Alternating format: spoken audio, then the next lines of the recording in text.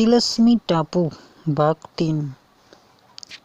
वो जल्द ही उस जगह पहुंच गया और कल की तरह उस जल परी ने उसे देखते ही पानी में फिर छलांग लगा दी। लेकिन मानिक ने तो जैसे आज ठान ही ली थी उसे पकड़ने की, और उसने भी पानी में छलांग लगाकर उस जल परी को पकड़ लिया और चट्टानों पर ले आया। चट्टान पर पहुंचकर मानिक ने सवालों की झड़ी सी लगा दी। उसने पूछा, तुम कौन हो? तुम चित्रलेखा को जानती हो? ये कैसी जगह है? वो जादूगरनी कौन थी? शुद्धोधन और नीलाम्बरा को जानती हो?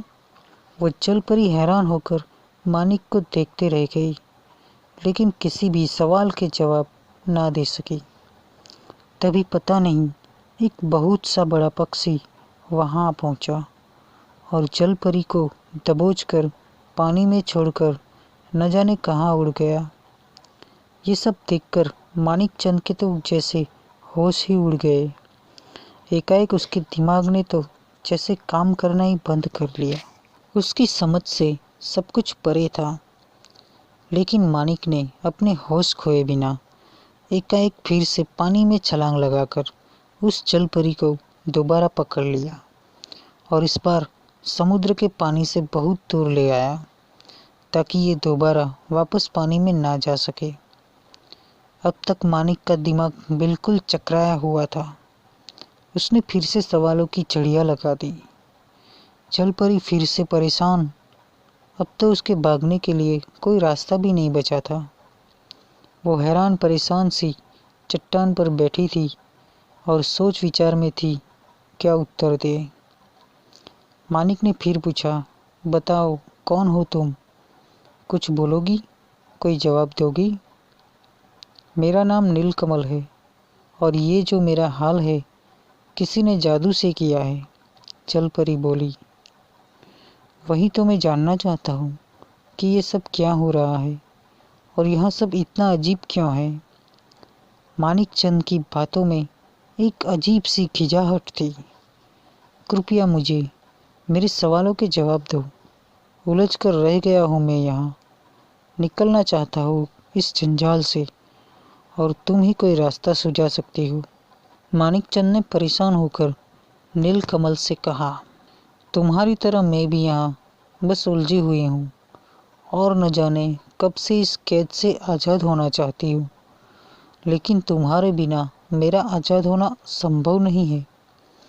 तुम ही कुछ मदद कर सकते हो, नीलकमल बोली। ये तो तभी संभव होगा ना जब तुम मेरे सवालों के सही सही जवाब दोगी, मानिक ने नीलकमल से कहा। हाँ पूछो, सब बताती हूँ, नीलकमल बोली। क्या तुम सच में जल परी हो या कोई छलावा? मानिक चंद बोला। बहुत लंबी कहानी है, शुरू से सुनाती हूँ, नीलकमल बोली। तो सुनाओ, मानिक चंद बोला। नीलकमल ने कहानी कहना शुरू किया। बहुत समय पहले की बात है। पहले इस जगह बहुत सी रौनक हुआ करती थी। यहाँ एक मछुआरा सा रहता था। उसकी बहुत खूबसूरत सी 2 बेटियां थी। वो साल के 6 महीने इस जगह रहता था, बाकी 6 महीने वो अपने गांव में रहा करता था। उसकी पत्नी नहीं थी, किसी बीमारी से चल बसी थी। मछुआरा बहुत ही अच्छे दिल और अच्छे स्वभाव का था। हर किसी पर आसानी से भरोसा कर लेता था। तभी एक दिन उसे इसी जगह एक सुंदर लड़की दिखी, जिसे वो प्रेम करने लगा और बाद में उससे विवाह भी कर लिया। लेकिन बाद में पता चला कि वो औरत अच्छी नहीं थी। पता नहीं आधी रात को उठकर कौन कौन से टौने टोटके करती थी। एक रोज मछुआरे को पता चल गया कि वो कोई साधारण औरत नहीं, कोई जादूगरनी थी। अब मछुआरों ने उसकी जासूसी करना शुरू कर दिया। मछुआरे को पता चला कि वो तो कोई जादूगरनी है। अब मछुआरा उससे जल्द से जल्द छुटकारा पाना चाहता था। लेकिन एक दिन मछुआरे की लाश यहीं समुद्र किनारे मिली। और मछुआरों की दोनों बेटियों का क्या हुआ? मानिक ने पूछा। मछुआरे की दोनों लड़कियों को उस जादूगरनी ने घर में गुलाम बनाकर कैद कर लिया। वो उन्हें कहीं भी नहीं जाने देती थी, किसी से भी नहीं मिलने देती। अब लड़कियां जवान हो चुकी थी, लेकिन जादूगरनी को तो और ही कुछ मनसा थी। वो तो बस उन्हें कैद करके खुद के काम निकलवाना चाहती थी। वो चाहती थी कि वो हमेशा जवान और खूबसूरत रहे। इसके लिए उसे जवान पुरुषों के दिल की आवश्यकता होती थी, जिससे वो एक तरह का तरल तैयार करती थी और पीकर हमेशा जवान बनी रहना चाहती थी। जादूगरनी ने बहुत से पुरुषों के साथ ऐसा किया था। सब कहते थे कि उसने अपनी आत्मा को कहीं और कैद कर रखा था, शायद किसी गिरगिट में। उसे ऐसे तहखाने में कैद कर रखा था जहाँ के दरवाजे पर कई बड़े सांप उसकी रक्षा करते थे। इस तरह से पुरुषों के गायब होने की खबर से लोग परेशान होने लगे थे, लेकिन किसी को कुछ समझ नहीं आ रहा था कि बात क्या है। नीलगिरी राज्य के लोगों का इस कदर गायब होना वहाँ के राजा को कुछ अजीब लग रहा था। उन्होंने इस विषय में अपने बड़े बेटे राजकुमार शुद्धोधन से चर्चा की। राजकुमार ने कहा, पिताश्री, आप चिंता न करें, मैं जल्द ही उस कारण का पता लगा कर रहूँगा। और एक रोज राजकुमार शुद्धोधन उस कारण का पता लगाने अपने राज्य से निकल पड़ा। शुद्धोधन उस जगह एक लकड़हारे का वेश बनाकर पहुंचा। उसने उस जगह का मुआयना किया और जादूगरनी के विषय में कुछ जानकारी हासिल कर ली। अब उसने सोचा, कुछ न कुछ करके जादूगरनी के रहने वाले जगह का पता लगाना होगा।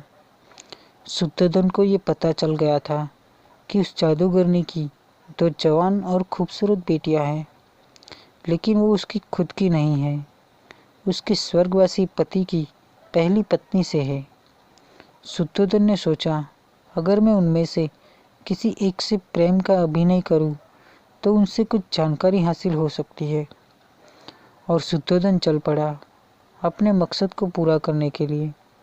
उसने दूर झाड़ियों से छिपकर देखा, एक खूबसूरत सी लड़की हाथों में मटका लेकर चली आ रही थी। शायद वो पास के झरने से पीने का पानी भरने आ रही थी।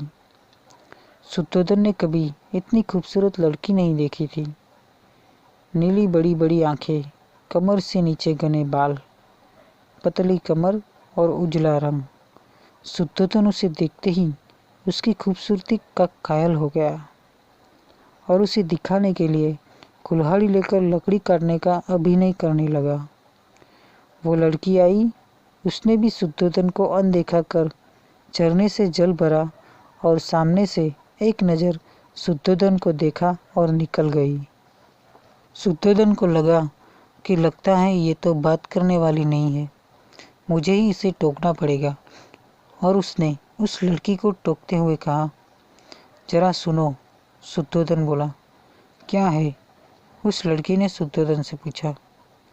मुझे जरा प्यास लगी है, पानी पिला दोगी? शुद्धोधन बोला।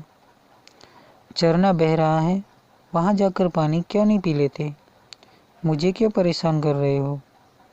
उस लड़की ने उत्तर दिया, पानी तो मैं पी लूँगा झरने से, लेकिन तुम्हें देखकर तुमसे बात करने का मन हुआ, इसलिए दिमाग में ये बहाना आ गया। शुद्धोधन ने अपने सर पर हाथ फेरते हुए कहा, वो तो मैं जानती थी, और ये सुनो सुनो क्या लगा रखा है? मेरा नाम नीलांबरा है और मुझे मेरा नाम लेकर ही पुकारो। नीलांबरा बोली। ठीक है, जैसा तुम कहो, शुद्धोधन बोला।